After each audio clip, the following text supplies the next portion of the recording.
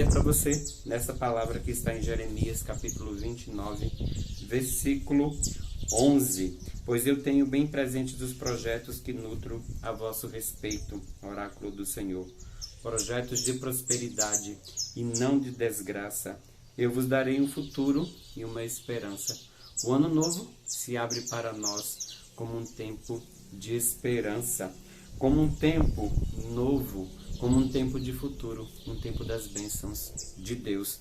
Por isso eu quero conversar com você. É um tempo das bênçãos de Deus. Ele tem promessas exclusivas para este tempo. Ele quer fazer algo conosco, mas para que possamos viver bem, para que possamos cooperar com o projeto de Deus para a nossa vida, nós precisamos sim de metas, nós precisamos ter ambição por aquilo que Deus quer.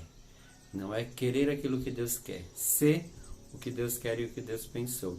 E para isso, o que nós precisamos? Nós precisamos trilhar um caminho, fazer um percurso, determinar algumas coisas na nossa vida. Não é? 2023 foi excelente, foi maravilhoso. E 2024 pode ser melhor para a tua vida, para você, para a sua família. Mas eu e você, nós precisamos ter atitudes concretas. Devemos esperar em Deus? Sim, mas a parte que nos cabe, nós precisamos fazer. Então eu quero falar para você de um plano, né? Nós precisamos ter um plano todos os dias, uma meta, uma determinação. Qual que é o teu plano diário?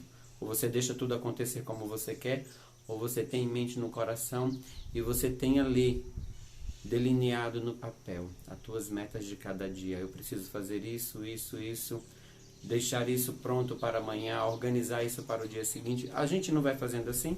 Com Deus da mesma forma. Então, vamos lá. Nós precisamos escrever e precisamos pontuar. Porque se a gente não escreve, a gente não pontua para nós mesmos, nós acabamos nos perdendo no corre-corre da vida e nas coisas que estão à nossa volta, que nos causam distrações e querem nos levar a um objetivo que não é aquele que Deus quer para nós. Por isso eu fiz aqui um plano de metas, um espiritual e um plano familiar, não é? Um plano espiritual, um plano básico para que nós possamos sair do zero e chegar aonde Deus quer. O que nós precisamos fazer? Ler a palavra de Deus todos os dias. Todos os dias ler a palavra de Deus. Você vai dizer assim, mas eu vou à missa já todos os dias já leio. Não, você precisa na sua casa parar ali 10 minutos, 15 minutos e ler a palavra de Deus. Começar a fazer o seu diário espiritual. Ler ali a palavra de Deus. Daquilo que você lê, você tirar uma promessa, uma ordem e um princípio eterno. Uma promessa de Deus para você. Uma ordem que Deus te dá e um princípio eterno. Aquilo que rege o reino dos céus. Aquilo que rege o que Deus quer e o que Deus pensa na tua vida. Depois, adoração. Quanto tempo você vai tirar para a adoração? Não sei. 10 minutos, 15 minutos. Começa com 10 minutos. Todos os dias vai lá na capela ou na paróquia da sua cidade. 10 minutinhos. Em que você se distancie das redes sociais, do celular, em que você pare e fique só diante de Deus. E ali você comece a falar de você para que também você possa ouvir. Nós começamos a ouvir a Deus a partir do momento que nós começamos a falar. Porque quando nós nos esvaziamos, nós estamos prontos e disponíveis para acolher o que Deus tem. É mais fácil, porque quando a gente está cheio, é muita agitação, né? É muito barulho, então precisamos nos esvaziar para saber ouvir o que Deus quer. Depois, o Santo Terço, não é? Reza o texto todos os dias? Não? Começa a rezar. Na sua ida para o trabalho, quando você está indo para a igreja, eu não sei. Às vezes você precisa acordar mais cedo, às vezes quando você perde o sono à noite, que tal começar a rezar o texto? Ou na madrugada, vai ali no seu quarto, se ajoelha do lado da sua cama, ou sentado, começa a rezar o Santo Terço. É meta. Se você não colocar meta, você não sai de onde você está. Então nós começamos com a palavra de Deus, adoração, Santo Terço e que tal endireitar a sua vida? A confissão. Não é mais um passo importante, a confissão. Confessar os nossos pecados, sim, diante do sacerdote. Por que a confissão? Porque você não sabe como que vai ser o seu dia de amanhã e se você vai estar vivo. Quem garante que no dia seguinte vai estar vivo, vai poder realizar tudo aquilo que planejou? Ninguém. Por isso nós precisamos andar com a nossa confissão em dia. Confissão mensal, se necessário, antes disso, mas se não, todos os meses. Procura aí o padre, confessa os teus pecados, porque nós não sabemos o dia de amanhã. E jejum, não é? Jejum semanal. Aquele que não tem controle da sua boca, não tem controle sobre o seu corpo, não tem controle sobre os seus instintos, sobre os seus desejos. Isso é lei espiritual, isso é lei natural. Se você consegue controlar a sua boca, você consegue controlar todo o restante do seu corpo. Então o jejum ele é muito importante. É uma luta? É. Porque quando nós jejuamos, nós colocamos o nosso corpo para rezar. Sim, o nosso corpo físico, a nossa carne, a nossa alma, ela se une a Deus em oração. Então, não sei qual que é o tipo de jejum que você vai fazer, mas começa aí um jejum, não é? Se você quer uma dica aí meio fácil, o livro do Padre Jonas Abib, Práticas de Jejum, vai te ajudar muito a você encontrar o jejum que você possa começar a fazer. Mas essas são metas espirituais. Palavra de Deus, adoração, santo terço diário, confissão mensal e jejum semanal. Há certos tipos de demônios que só são expulsos por meio da oração e do jejum. Isso nos disse Jesus. E depois, um plano familiar. Todos nós precisamos, né? Muitas vezes a gente se vê a reclamar da nossa família, a falar mal, a dizer que as coisas não estão bem, mas o que eu e você temos feito para melhorar a situação da nossa família? Então, algo muito importante, primeira coisa, olhar com amor para a família. Olhar com amor para a minha família. Sabia que muitas vezes nós nos pegamos num pecado muito feio, que é o do mal olhado. Começamos a olhar para as pessoas, aquelas que estão à nossa volta, com um olhar mau.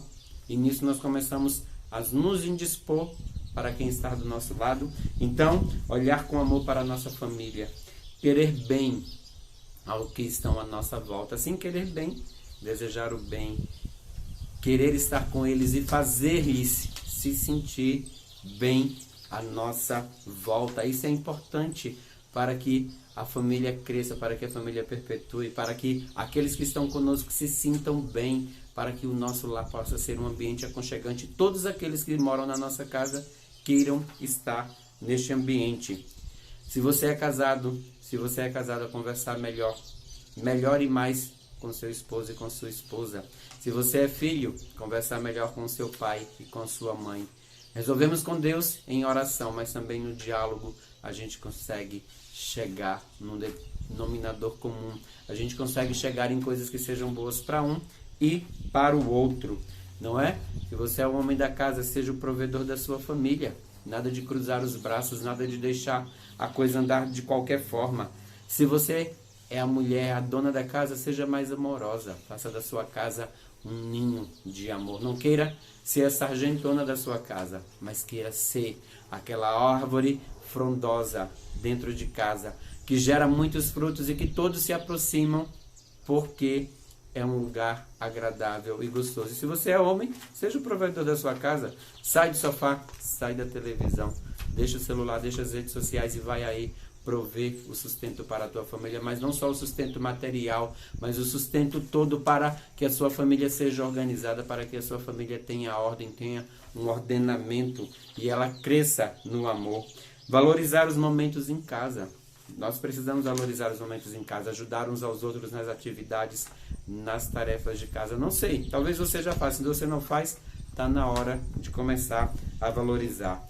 Não falar dos seus para as outras pessoas, não é? É muito feio quando alguém se pega falando mal da sua família para outras pessoas. O esposo que fala mal da esposa, a esposa que fala mal do marido, o filho que fala mal do pai, o pai que fala mal da mãe. Como é feio isso, né? Isso destrói e desintegra e desagrega a família. Então nós precisamos falar bem da nossa família, falar com amor, falar com caridade. E não sair espalhando a nossa família, as coisas que acontecem para os outros. Ninguém precisa saber do que acontece na sua casa. Ame a sua família. Mostre que a sua família é uma família forte, é uma família feliz, é uma família batalhadora, é uma família que vence. Depois, ore pela sua família. Se você não costuma rezar pela sua família, você precisa começar a rezar. Você precisa começar a rezar pelo seu esposo, pela sua esposa. Você precisa começar a rezar pelos seus filhos. Se é aqueles que dão problema, reze muito mais. Se não dão problema, reze também, porque nós precisamos rezar. E quanto mais oração, melhor a família vai. Não é? Fazer um curso. Talvez você esteja aí pelejando na vida. Por que não fazer um curso para melhorar sua trajetória no trabalho? E assim também melhorar a condição da sua família, não é? Talvez esse seja um dos passos. Você precisa estudar, você precisa ir buscar se profissionalizar, se qualificar, não é? Muitas vezes a gente perde a oportunidade, por quê? Porque a gente não luta. E muitas vezes a gente fica só olhando para o dos outros com inveja. Não é maldizendo a vida do outro. Ao invés de nos alegrarmos com as conquistas do outro e lutarmos pela nossa, a gente se perde nesses pontos. Então precisamos nos alegrar com os outros, mas também lutar. Talvez você fazendo um curso, você vai melhorar a sua trajetória e também melhorar a situação da sua família. E acima de tudo, ser grato e ser grata a Deus. Nós precisamos ter gratidão para com Deus, porque tudo recebemos dele. Ele tem projetos para nós. Vou repetir a palavra que nós abrimos esta reflexão, porque Deus tem uma promessa para nós. Mas se nós não tomarmos fé, se nós não tivermos uma decisão, uma determinação, nós não chegaremos a lugar algum, porque Deus está conosco. Mas muita coisa depende de nós, depende da nossa determinação, da nossa ousadia, da nossa coragem em querer crescer e em buscar o que Deus tem para nós. A palavra está no livro do profeta Jeremias, capítulo 29, versículo 11. Pois eu tenho bem presentes os projetos que nutro a vosso respeito, oráculo do Senhor, projetos de prosperidade e não de desgraça. Eu vos darei um futuro e uma esperança. Tá vendo? Esta é a palavra de Deus para você. Pois eu tenho bem presentes os projetos que nutro a vosso respeito, oráculo do Senhor. Projetos de prosperidade e não de desgraça. Eu vos darei um futuro e uma esperança. É isso que Deus tem para nós. Tome posse dessa palavra e deixe Deus agir na sua vida através dos seus propósitos espirituais, mas também dos teus propósitos familiares. Deus te abençoe. Feliz 2024. Não desanimemos, pois o Senhor está conosco. Ele tem um futuro e esperança para nos dar.